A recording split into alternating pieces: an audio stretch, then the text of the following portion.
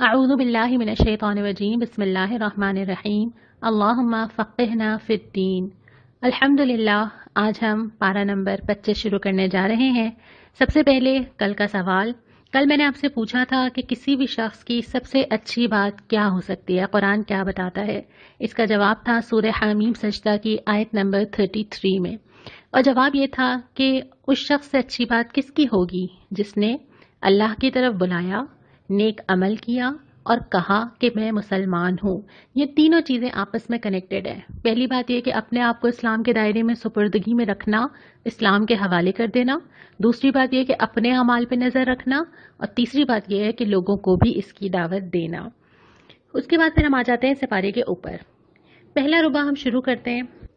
سب سے پہلے یہ بتایا جاتا ہے کہ دیکھو، اللہ اس گھڑی کا علم رکھتا ہے کہ وہ قیامت کب آنے والی ہے، تم نہیں رکھتے۔ اور اس کے ساتھ اور بھی بہت ساری چیزیں ہیں، یہاں پہ کچھ مثالیں بھی دی ہیں کہ جو بچہ پیدا ہونے والا ہے، تمہارے علم میں تو کچھ بھی نہیں ہے، تم نہیں جانتے کہ کیا آنے والا ہے، اور قیامت کا تو تم یہ بھی نہیں جانتے کہ کس وقت وہ اچانک تم کو آ کر پکڑ لے گی۔ اور اس کے بعد پھر انسان کے رویوں کا ذکر کیا ہے کہ جب انسان کے اوپر کوئی بھی تنگی آتی ہے، کوئی آسانی آتی ہے، کوئی مشکل آتی ہے، کوئی سہولت آتی ہے، تو کیا کرتا ہے؟ وہ آفت آتی ہے تو وہ مایوس ہو جاتا ہے، دل چھوڑ دیتا ہے، پریشان ہو جاتا ہے، ڈپریشن میں چلا جاتا ہے، لمبی لمبی دعائیں مانگتا ہے، دل چھوڑ کے بیٹھ جاتا ہے۔ اور ایسا کس وقت ہوتا ہے؟ جب اس کا اللہ تعالیٰ سے تعلق نہیں ہوتا۔ اور یہ کہ اگر آسانی ہوتی ہے تو کیا ہوتا ہے؟ اپنے اوپر فخر کرتا ہے کہ اچھا دیکھا، میں نے کتنا اچھا پلان کیا تھا، میں نے کتنی محنت کی تھی، میں نے کیا کچھ حاصل کر دیا، میں ہی ہوں جس نے یہ سب کچھ کر لیا۔ پھر منہ پھیرنے لگتا ہے، اکڑنے لگتا ہے۔ اور یہ بھی کب ہوتا ہے؟ جب انسان کا اللہ تعالیٰ سے تعلق مضبوط نہیں ہوتا۔ تو دونوں رویے جو ہیں، جب انسان اللہ تعالیٰ سے دور ہو جاتا ہے تو نہ وہ ملنے پہ شکر کرتا ہے اور نہ وہ نہ ملنے پہ صبر کرتا ہے۔ حالانکہ یہ بات ہم پہلے کر چکے ہیں نا کہ مومن تو ہر طرح کے حالات میں اپنے لیے خیر نکال لیتا ہے۔ اس کے بعد پھر سورہ شورہ شروع ہوتی ہے، مکی صورت ہے، ابتدا ہوتی ہے کہ دیکھو یہ جو قرآن آیا ہے یہ کوئی نئی چیز نہیں ہے، ایسا نہیں ہے کہ اچانک سے آ گئی، یہ تو اللہ تعالیٰ کا طریقہ رہا ہے کہ اللہ تعالیٰ مختلف قوموں کے لیے خبردار کرنے کے لیے، بشارت دینے کے لیے وحی اور کتابیں بھیجتا رہا ہے۔ اور اللہ تعالیٰ نے یہ قرآن بھی جو بھیجا ہے یہ اسی لیے بھیجا ہے کہ یہ خبردار کرے۔ اور اس کے بعد یہ فرمایا کہ اگر اللہ چاہتا تو تم سب کو ایک امت بنا دیتا۔ یہ سوال کبھی کبھی آتا ہے نا ذہن میں کہ اللہ چاہتا سارے مسلمان ہو جاتے، اللہ چاہتا تو کوئی زمین میں اللہ سے بغاوت ہی نہ کرتا۔ تو اللہ عاجز تو نہیں ہے، ایسا تو نہیں ہے کہ اللہ تعالیٰ انتظار کر رہا ہے نعوذ باللہ کہ لوگ پلٹیں ورنہ مشکل ہو جائے گی، کچھ نہیں ہے۔ میں نے پہلے بھی یہ مثال دی تھی نا کہ کوئی چھوٹی سی چونٹی چل رہی ہو جو ہمیں پتہ ہو کہ ہم جب چاہے اس کا راستہ روک سکتے ہیں، ہمارے لیے کتنی میٹر کرتی ہے، وہ کر لے جو کرنا ہے۔ تو اللہ تعالیٰ بھی مہلت دے رہا ہوتا ہے، اور اللہ تعالیٰ نے اہل ایمان کے لیے بھی یہیں سے جنت کا راستہ نکالنا ہے، اور جنہوں نے اللہ تعالیٰ سے بغاوت کرنی ہے انہوں نے یہیں سرکشی کر کے اپنے لیے جہنم سمیٹنا ہے۔ تو اللہ تعالیٰ اس پوری کائنات میں اگر ابھی اپنا فیصلہ نافذ نہیں کر رہا تو اس کی وجہ صرف یہ ہے کہ اللہ تعالیٰ دیکھنا چاہ رہا ہے کہ کون کیا کرتا ہے۔ اس کے بعد ایک طویل حصہ آتا ہے جس میں اللہ کے دین کا ذکر آیا ہے کہ اللہ تعالیٰ نے یہ جو دین تمہیں دیا ہے نا، اس سے کیا مطلوب ہے۔ پہلے یہ آتا ہے کہ دیکھو یہ جو طریقہ آیا ہے یہ اللہ کا مقرر کیا ہوا ہے۔ سمجھنے کی بات یہ بھی ہے کہ دین ہوتا کیا ہے، کسے کہتے ہیں دین۔ ایک تو وہ مذہب ہے جس میں انسان کو کچھ رسومات بتا دی جائیں کہ اچھا تم 5 دفعہ نماز پڑھ لو، ایسے اٹھو، ایسے بیٹھو، گھر کے اندر سنبھال لو۔ نہیں، دین یہ ہے کہ انسان کو اس کی پوری زندگی کا طریقہ، قاعدہ، نظام بنا کے دے دیا جائے، اور جس میں سے کوئی چیز بھی ایسی نہ ہو جو دین کے دائرے سے باہر ہو۔ یہ نہیں ہو سکتا کہ میری زندگی کے سیکشنز ہوں، یہ نہیں ہو سکتا۔ ہم عام طور پہ یہ کرتے ہیں کہ اپنی زندگی کو ڈیوائیڈ کر لیتے ہیں کہ یہ والا حصہ، یہ والا مہینہ، یہ والا ٹائم اللہ تعالیٰ کے لیے ہے، اور باقی زندگی کی ساری چیزیں میری مرضی، میری چوائسیز، اور میں سوچ لوں گی کہ میں نے کیا کرنا ہے۔ دین یہ نہیں ہے۔ دین یہ ہے کہ آپ جیسے انٹر ہو جاتے ہیں، جیسے آپ کسی ایجوکیشنل انسٹیٹیوٹ میں انٹر ہو جاتے ہیں، پھر آپ کہیں بھی ہوں، آپ کسی بھی روم میں ہوں، آپ کسی بھی ڈپارٹمنٹ میں ہوں، آپ کو فالو اس کے رولز اینڈ ریگولیشنز ہی کرنے ہیں۔ تو اللہ تعالیٰ کا دین جو ہے نا، وہ اس میں کوئی چیز باہر نہیں ہو سکتی۔ یہ نہیں ہو سکتا کہ نمازوں تک ٹھیک ہے لیکن باقی پردہ نہیں ہے، پاسبل نہیں ہے، میرے لیے ممکن نہیں ہے۔ یہ نہیں ہو سکتا کہ میں کہوں کہ اچھا ٹھیک ہے قرآن پڑھا دینا بچوں کا ٹھیک ہے لیکن زندگی کے رسوم و رواج میں نہیں ہو سکتا۔ یا یہ کہوں کہ اچھا میرے گھر تک ٹھیک ہے لیکن میرے بازار، میری شادیاں، میرے پارلیمنٹس، میرے ادارے، وہاں پہ دین نہیں چل سکتا۔ یہ پاسبل نہیں ہے۔ دین جو ہے اس سے زندگی کا کوئی خانہ باہر نہیں رہ سکتا۔ یہاں پہ بھی یہ بتایا پہلی بات کیا ہے کہ یہ دین تو اللہ نے مقرر کیا ہے، یہ تمہارا اپنا بنایا ہوا نہیں ہے، اس اللہ نے جس کے سامنے تم نے اقرار کیا ہے کہ آپ کے سوا کوئی معبود نہیں۔ دوسری بات یہ کہ اس دین کو تم نے قائم کرنا ہے، جتنا جتنا زندگی کا حصہ اس دین سے باہر ہے اس کو مجھے واپس اس دین کے ڈھب پہ لانا ہے۔ تیسری بات یہ ہے کہ تفرقے میں نہ پڑو۔ اس کے بعد یہ ہے کہ اس دین کی طرف دعوت بھی دینی ہے، یعنی جو جو اس دین کی طرف متوجہ نہیں ہے وہاں وہاں مجھے لوگوں کو اس دین کی طرف بلانا ہے۔ پھر دوبارہ یہ بات آتی ہے کہ مضبوطی اختیار کرو۔ پھر اس کے بعد یہ کہ لوگوں کی خواہشات کی پیروی نہ کرو۔ جو چیز ہمیں دین سے باہر کرتی ہے نا، اس میں یا تو ہماری خواہشات ہوتی ہیں یا دوسروں کی خواہشات ہوتی ہیں۔ تو جب دین کے مقابلے میں خواہشات آ جائیں تو خواہشات کو پس پش ڈالا جائے گا اور دین کی مانی جائے گی۔ پھر یہ کتاب اس لیے بھی آئی تھی، اللہ تعالیٰ نے جس کتاب کے ذریعے یہ دین بھیجا ہے وہ اس لیے کہ اس کتاب پہ عمل کیا جائے اور اس کے ذریعے عدل کے مطابق فیصلہ کیا جائے۔ پورا قرآن یہ بتاتا ہے کہ اسلام نظام عدل ہے، ہر معاملے میں، ہر برتاؤ میں، زمین میں فساد ختم کرنے کے لیے، زمین میں سکون لانے کے لیے عدل اور انصاف کا نظام لایا ہے۔ تو یہ اس کتاب کے ذریعے اس کو قائم کرنا بھی مقصد ہے، اور پھر اس دین میں کسی اور کو شریک نہیں کیا جا سکتا۔ یہ نہیں ہو سکتا کچھ اس کی مان لوں، کچھ اس کی مان لوں، کچھ یہ پسند آ رہا ہے وہ بھی لے لوں اور ایک مکس پلیٹ بنا کے میں سمجھوں گا میں دین پہ چل رہی ہوں نا۔ دین تو وہی ہے جو بالکل کلیئر کٹ اس قرآن کے اندر لکھا ہوا ہے۔ پھر اللہ تعالیٰ کی کبریائی کا، اللہ تعالیٰ کی محبت کا ذکر کیا ہے۔ اللہ اہل ایمان کو جنت کی خوشخبری دیتا ہے، اور جو نیکی پہ چلنا چاہتا ہے نا، اللہ تعالیٰ اس کے لیے اور آسان کرتا ہے، زیادہ کر دیتا ہے اس کی نیکی، اور اس کے لیے مدد کرتا ہے۔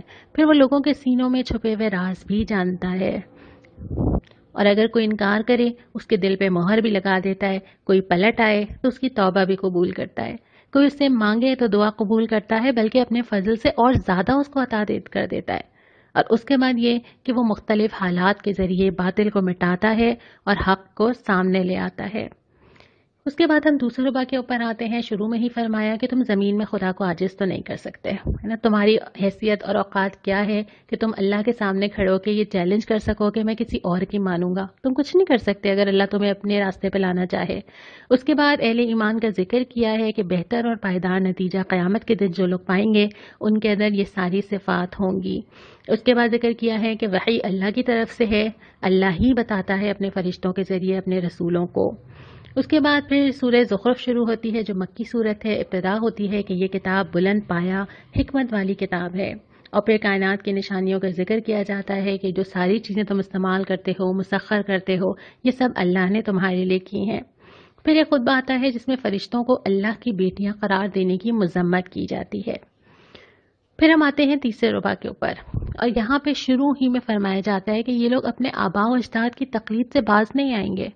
جب ان سے کہا جاتا ہے تو یہ کہتے ہیں کہ ہمارے آباء و اجداد نے تو یہی کیا ہے۔ اچھا، اس میں پرٹیکولرلی آباء و اجداد بھی ہو سکتے ہیں، اور اس میں وہ چیزیں جو ہمیں نظر آ رہی ہیں ایسے ہی ہوتی ہیں اور ایسے ہی چلنی چاہیے، یعنی ہم کسی ایک ایسی چیز سے ہٹنے کی ہمت نہیں رکھتے جو رائج ہے، جبکہ اللہ تعالیٰ بار بار پکارتا ہے کہ عقل سے کام لو، ہوش کے ناخن لو، تمہیں سمجھ نہیں آتا، یعنی ایک ایک چیز پہ نظر ڈالتے چلے جانا ہوتا ہے، اور جو چیزیں اس قرآن کے اکارڈنگ ہو ان کو قائم رکھنا ہوتا ہے، اور جن کی کوئی بیس نہ ہو ان کو ختم کرنا ہوتا ہے زندگیوں سے، معاشرے سے۔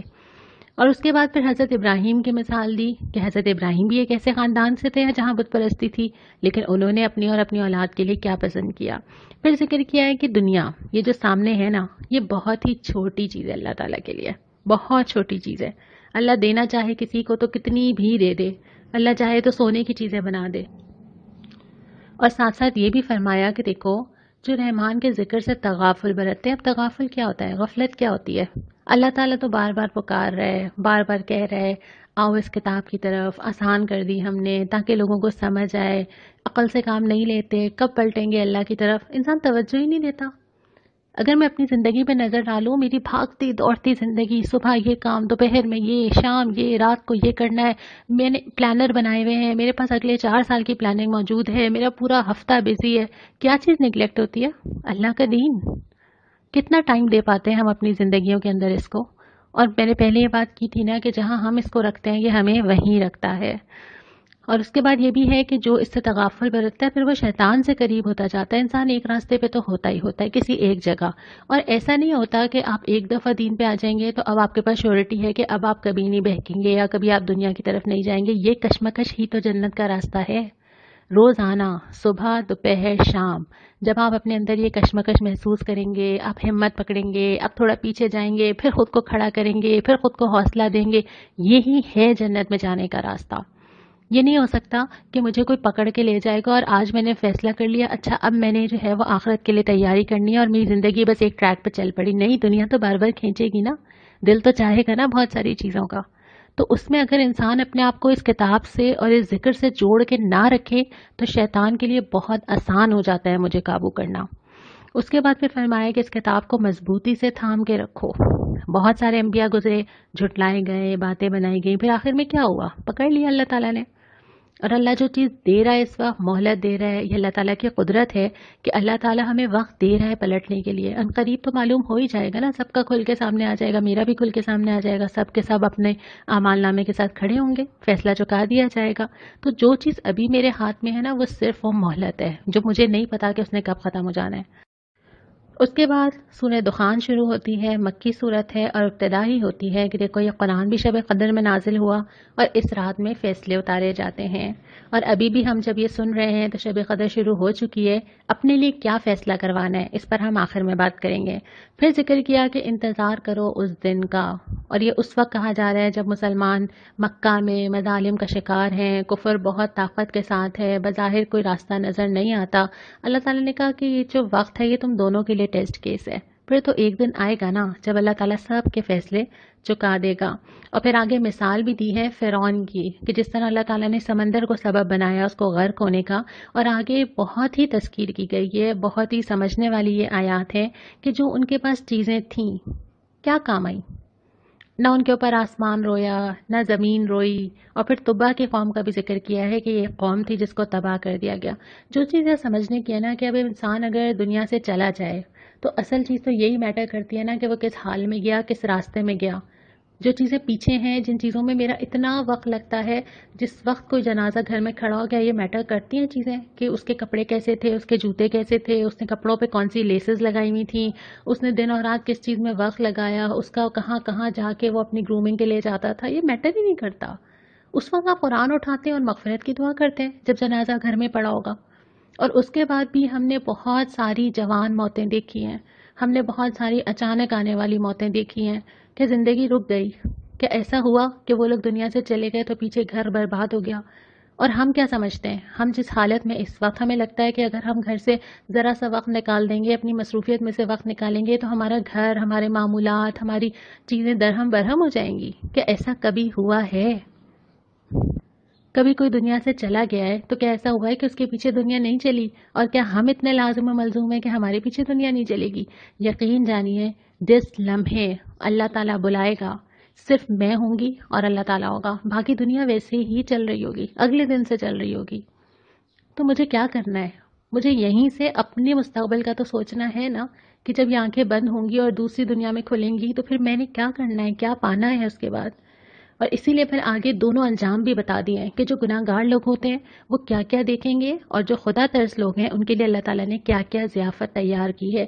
اس سے زیادہ کھلی کتاب، اس سے زیادہ تذکیر، اس سے زیادہ ایک ایک چیز بتا دینا اور کیا ممکن ہے؟ اس کے بعد پھر انسان کس چیز کا انتظار کرے؟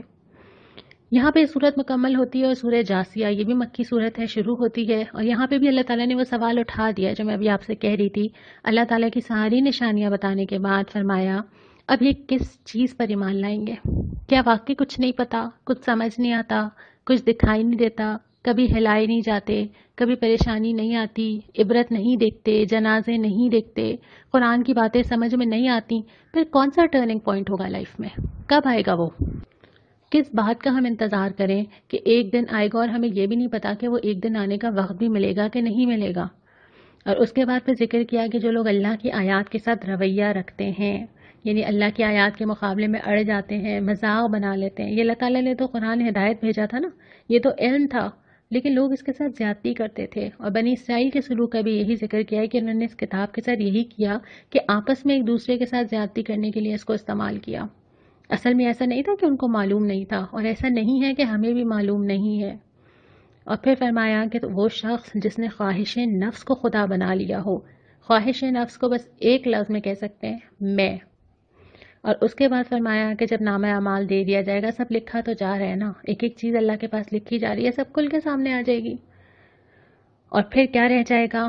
تعریف اور بڑائی صرف اللہ کے لیے ہے۔ جو انسان بھی اللہ کی لائی ہوئی ہدایت سے انکار کرتا ہے نا، اللہ تعالیٰ اس کو کہتا ہے کہ اصل میں یہ کبریائی اور تکبر میں مبتلا ہے۔ بظاہر ہم یہ بات پسند نہیں کرتے کہ کوئی ہمیں کہے کہ ہم مکبر ہیں یا ہمارے اندر تکبر ہے، بہت برا لگے گا مجھے اگر کوئی یہ لفظ مجھے کہے۔ ہم زندگی میں کسی کے بڑا ہونے اور کسی کے چھوٹے ہونے کا کوئی ہر وقت اعلان تو نہیں کرتے ہیں نا، پتہ چل جاتا ہے جس کی مانی جاتی ہے، جس کی سنی جاتی ہے۔ اور جو انسان اللہ تعالیٰ کو چھوڑ کے اپنی منواتا ہے، کسی اور کی مانتا ہے، تو اس کا مطلب کہ وہ اللہ کے سامنے جسارت کرتا ہے کہ اللہ بڑا نہیں ہے بلکہ کوئی اور بڑا ہے۔ اور اگر وہ انسان اپنے نفس کی خواہشات کو سامنے لا کے کھڑا کر دیتا ہے تو وہ وہی تکبر کرتا ہے نا جو شیطان نے کیا تھا۔ اس لیے اللہ تعالیٰ بہت زیادہ کثرت سے ذکر کرتا ہے ان لوگوں کا جنہوں نے استکبار کا رویہ اختیار کیا تھا۔ اسی حوالے سے آج میرا آپ سے سوال بھی یہی ہے، جو ابھی آیت ہم نے پڑھی تھی کہ انسان خواہش نفس کو اپنا خدا بنا لیتا ہے، کیا سمجھ آئی آپ کو؟ کیسے بناتا ہے انسان اپنے نفس کو اپنا خدا؟ اس کی کچھ مثال بھی آپ مجھے ضرور دیجیے گا۔ یہاں پہ ہمارا پارا تو مکمل ہوتا ہے، سوال بھی میں نے آپ سے کر لیا ہے، لیکن جیسے کہ میں نے شروع میں ذکر کیا تھا کہ اب ہم اپنے اختتام کی طرف بڑھ رہے ہیں، یعنی 25 سپارے ہم نے الحمدللہ مکمل کیے ہیں۔ کچھ دن کچھ سپارے رہ گئے ہیں، گنتی کے دن رہ گئے رمضان کے، اور گنتی کے سپارے رہ گئے ہیں۔ ایک اداسی سی محسوس ہو رہی ہے، شب قدر کی راتیں شروع ہو گئی ہیں۔ ان راتوں میں احتساب بھی کرنا ہے اور فیصلہ بھی کرنا ہے ہم آگے کیا کرنا چاہتے ہیں۔ بہت سارے میسیجز، بہت سارے آپ لوگوں کی ریکویسٹ کہ اس کو کنٹینیو کریں، رمضان کے بعد کیا ہوگا، کوئی اور چیز ہونی چاہیے، لیکن کیا رمضان کے بعد ہم اپنے اندر یہ عزم اور ارادہ پاتے ہیں کہ ہمیں لگتا ہے کہ ہم دنیا کے سارے جھمیلوں سے جو ابھی نہیں ہے، جو ابھی لاک ڈاؤن کی وجہ سے، جو دنیا بھر کے حالات کی وجہ سے ہم اپنے گھروں کے اندر ہیں، کیا رمضان کے بعد ہم اتنا وقت دیں گے؟ کیا ہم یہ طے کریں گے کہ ہم نے اس چیز کو ٹاپ آف دا لسٹ رکھنا ہے؟ ترجیحات طے ہوں گی، یہ فیصلہ کیجئے۔ فیصلہ کرنے کے لیے ضروری ہے استقامت ہونی چاہیے۔ ہم جب ایک اسکول میں بھی ایڈمیشن کرواتے ہیں تو 10 ایئرس کی کمٹمنٹ ہوتی ہے، ہم یونیورسٹی میں ایڈمیشن لیتے ہیں تو 4 سال کا وعدہ ہوتا ہے۔ ہمیں پتہ ہوتا ہے کہ بس اب جانا ہے اور پھر اس کو گزارنا ہے اسی طرح، حالانکہ وہ ایک ڈگری ہوتی ہے جس میں دنیا میں تھوڑا سا کام آنا ہوتا ہے۔ تو اگر یہ عزم ہے، اگر یہ استقامت ہے، اگر یہ مضبوطی ہے، اس کو طے کیجئے، سوچئے، اپنی زندگی پہ نظر ڈالیے، زندگی نے کیسا گزرنا ہے۔ واپس چلے جانا ہے رمضان کے بعد تو ایک قدم پیچھے ہو جائیں گے، ایک قدم آگے جانا ہے تو ارادہ مضبوط ہونا چاہیے۔ اگر آپ کا ارادہ مضبوط ہو تو مجھے میل کیجئے، مجھے بتائیے، پھر ہم سوچیں گے کہ ہم نے اس رمضان المبارک کے بعد کیا کرنا ہے انشاءاللہ تعالی۔ آج کے سوال کے ساتھ ساتھ آپ مجھے یہ جواب بھی دیں گے، لیکن یہ جواب آپ دیں گے شب قدر کے بعد، راتوں کی تنہائی میں اللہ کے سامنے بیٹھ کے دعا کرنی ہے اور اللہ سے مدد مانگنی ہے اور طے کرنا ہے انشاءاللہ تعالی۔ یہاں پہ ہم اس کو مکمل کرتے ہیں اس دعا کے ساتھ جو نبی کریم صلی اللہ علیہ وسلم نے بھی سواری پہ سوار ہوتے ہوئے پڑھی، سبحان الذی سخر لنا ھذا وما کنا لہ مقرنین وَإِنَّا إِلَىٰ رَبِّنَا لَمُنْقَلِبُونَ۔ پاک ہے وہ جس نے ہمارے لیے ان چیزوں کو مسخر کر دیا ورنہ ہم انہیں قابو میں لانے کی طاقت نہ رکھتے تھے۔ ایک روز ہمیں اپنے رب کی طرف پلٹ کر جانا ہے۔ اللہ تعالیٰ اس روز کے آنے سے پہلے ہمیں تیاری کرنے والا بنائے، ہمیں اپنی راہ میں چلنے والا بنائے، ہمیں فیصلہ کرنے والا بنائے اور ہمیں استقامت عطا فرمائے۔ وآخر دعوانا ان الحمد للہ رب العالمین۔